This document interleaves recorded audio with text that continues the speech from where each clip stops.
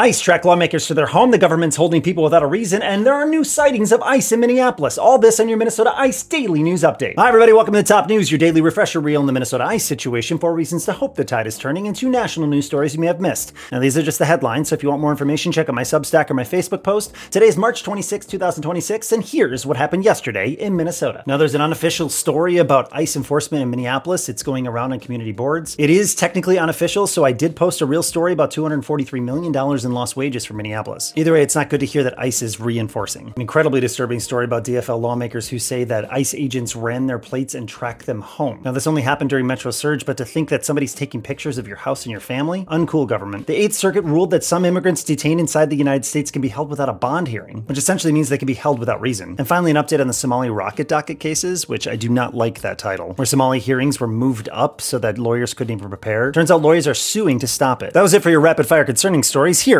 are some reasons to hope. Governor Walz signed an order to create a council to gather testimony and data on Operation Metro Surge and Paris harm, and recommend recovery steps. And applications are open now. St. Paul extended its pre-eviction filing notice period to 60 days, pushing it out till year's end, and reopened emergency rent aid in short monthly windows starting April 1st. There's a really good report about how groups say that the surge need didn't just vanish. Legal aid, economic help, community organizing, all shifting from emergency mode into long-term recovery work. And finally, Hennepin County's $2 million small business relief fund. They got nearly 1,000 applications for the $3,000 to $10,000 grants, with most of the requests coming from Minneapolis. Well, that's it for your hopeful stories. Here are some national news stories you may have missed. Iran rejected a ceasefire and fighting continued, and Congress still hasn't forced a war powers vote since the Republicans blocked it last. And lastly, Senate Republicans opened an investigation into abortion pill manufacturers and pushed the FDA to restrict online sales without enforcing a ban. The Supreme Court already ruled on this. Now I want to leave you with something good. Charles Dickens wrote, "No one is useless in this world who lightens the burden of it for anybody else." That's the lesson of the Skyways, these weird tunnels that connect all the buildings in Minneapolis and St. Paul. We use them so that we can traverse the buildings in the middle of winter. But the cool part is that every single one of these buildings carries a little bit of that space. So hold up your peace. Check on someone. Keep the route open. When enough people do that, the whole city moves. If you'd like more information on any of these stories, check out my Substack or my Facebook post. But as always, I'm Sean Snow, and that was your Top News.